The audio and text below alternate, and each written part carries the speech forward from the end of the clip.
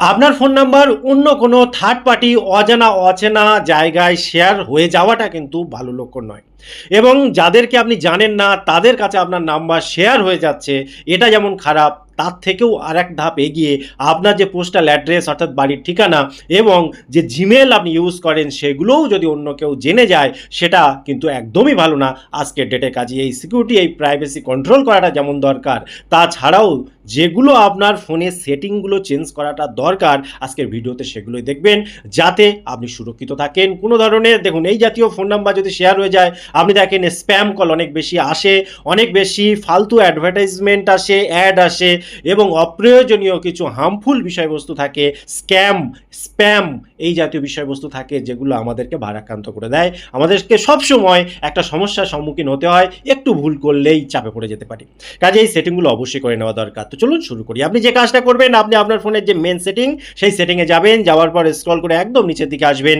সবার ফোনেই থাকে এই সেটিংটা, দেখবেন গুগল। এই গুগলের ভেতরে যখন আপনি যাবেন, এখানে দুটো অপশান দেখতে পাবেন, রেকমেন্ডেড আর এখানে অল সার্ভিস আমাদের প্রয়োজন। অল সার্ভিসের ভেতরে যাওয়ার পর স্ক্রল করে যখন আমরা নিচের দিকে আসবো, এসে একটা অপশান আমরা দেখতে পাবো ফোন নাম্বার শেয়ারিং। এই জায়গাটা আপনি দেখে নেবেন যেন অন না থাকে। এটা যদি অন থাকে, এখানে দেখুন পরিষ্কার কিন্তু লেখা আছে যে কোনো থার্ড পার্টি অ্যাপ যখন আপনার ফোন নাম্বার চায়, যদি তাদের প্রয়োজন হয়, সেক্ষেত্রে আপনি কিন্তু পারমিশন দিয়ে রাখলেন গুগলকে যে হ্যাঁ আপনি দিন না, অসুবিধা নেই।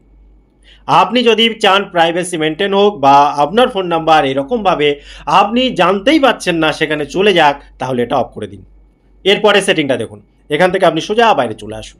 আপনি কি করবেন, ক্রোম ব্রাউজারটা ওপেন করবেন। ওপেন করার পর উপরে যে থ্রি ডট পয়েন্ট রয়েছে এখানে ক্লিক করবেন। ক্লিক করার পর সেটিংয়ের ভেতরে যাবেন, যাওয়ার পর স্ক্রল করে নিচের দিকে এসে এখানে দেখুন অ্যাড্রেস অ্যান্ড মোর অপশানটা রয়েছে। এখানে ভালো করে দেখুন তো কী কী লেখা আছে।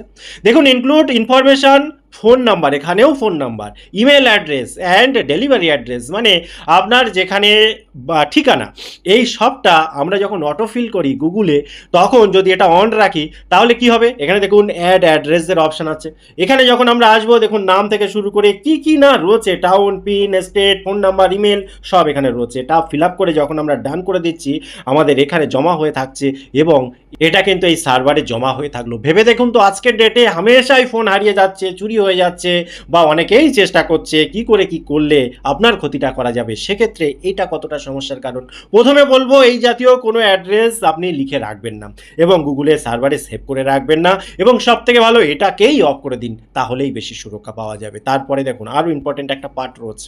আপনি জানেন আপনার ফোনের নিয়ন্ত্রণ কারা করে? চলুন দেখে নিই। আপনি কি করবেন, আপনার ফোনের সেটিংয়ে যাবেন। সেটিংয়ে যাওয়ার পর এখানে সার্চে গিয়ে আপনি ভাববেন না এটা আপনি আগে থেকে জানতেন, এখানে পারমিশন ম্যানেজারের ভেতরে যখন যাবেন, ভালো করে এখানে খেয়াল করে দেখুন এই যে পারমিশন ম্যানেজার, অর্থাৎ আপনার কোন অ্যাপ কি পারমিশন নিয়ে রেখেছে। আপনি ভাবছেন হালকাভাবে নেবেন, হালকাভাবে নেবেন না।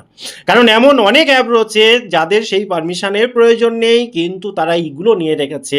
প্রথম পর্যায়ে তো সব ঠিকঠাক থাকে, কিন্তু কার কোন মতি বিভ্রম হয় বা কোন অ্যাপ কখন কি করে কেউ জানে না।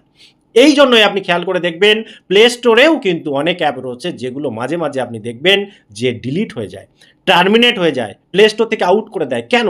কারণ তারা প্রথম পর্যায়ে এসেছিল খুব ভালোভাবে এবং তাদের স্বচ্ছ ভাবমূর্তি ছিল। ধীরে ধীরে সময়ের সাথে সাথে তারা তাদের আসল রূপে ফিরে এসেছিল এবং কোনো না কোনোভাবে সেখানকার যে অ্যাপ ডেভেলপাররা বা সেখানকার যে সিস্টেম তারা চালাচ্ছিল, তারা অনেক ফোন থেকে অনেক তথ্য সংগ্রহ করছিল, অনেক কিছু নিচ্ছিল এবং সেগুলোকে তারা আবার অন্য থার্ড পার্টির কাছে, সে বিক্রি বলুন বা শেয়ার বলুন বা তার থেকে আর্নিং বলুন, যেভাবে হোক আপনার ডেটা, আপনার তথ্য বিভিন্ন রকমভাবে ছড়িয়ে যাচ্ছিল। এবং তার পরিবর্তে আপনি কি পাচ্ছিলেন? আপনি পাচ্ছিলেন চারিদিককার স্প্যাম কল, চারিদিককার ফিশিং কল, বা বিভিন্ন রকমভাবে আপনার ব্যাঙ্ক অ্যাকাউন্ট থেকে কি করে টাকা তোলা যায়, আপনাকে কি করে প্রলোভনে ফেলা যায়, আপনাকে কি করে ঠকানো যায়। কোনো একটা শপিং সাইট ভালো অফার দিচ্ছে, আপনি কিনছেন, জিনিস আসছে না, কখনো কখনো জিনিস আসছে উল্টোপাল্টা, কখনো ড্যামেজ প্রোডাক্ট আসছে।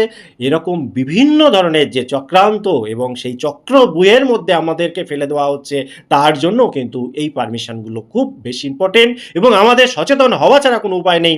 কারণ এগুলো তো ডিফল্টভাবে রয়েছে, আমাদেরই নিজেদেরই সচেতন হতে হবে। কারণ অনেক অ্যাপ ভালো, অনেক অ্যাপ খারাপ, আপনাকেই তো বিচার বিশ্লেষণ করে নিতে হবে। ধরুন এখানে লোকেশান, এই লোকেশানে আপনি খেয়াল করে দেখুন তো, যারা যারা এখানে দেওয়া আছে তারা কি সবার কি লোকেশান প্রয়োজন হয়?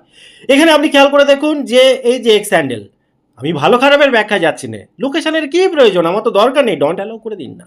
এরকমভাবে প্রত্যেকটা এসে আপনি এই কাজটা করবেন। এই কাজটা করাটা খুব ইম্পর্টেন্ট। আমি শুধু একটা দেখিয়ে দিলাম যে লোকেশান। আপনাকে গুরুত্ব দিয়ে দেখতে হবে ক্যামেরা, কনট্যাক্টস, মাইক্রোফোন। কারণ আমি অনেকবার বলেছি যে এই মাইক্রোফোনের সাহায্যে আমরা কি বলছি তা শুনে নিচ্ছে। আপনি খেয়াল করে দেখছেন বাড়িতে নিজেদের মধ্যে আলোচনা করছে, পরে ফোনে যখন অন্য কিছু সার্চ করছেন, কোনো ভিডিও দেখছেন ওই রিলেটেড বিজ্ঞাপন চলে আসছে, এই জাতীয় সব কিছু। এবং সবসময় মনে রাখবেন কোনো থার্ড পার্টি অ্যাপ যাতে আপনার ফোনে না ঢুকতে পারে অটোমেটিক্যালি। আননোন সোর্সগুলো বন্ধ করে রাখাটা দরকার।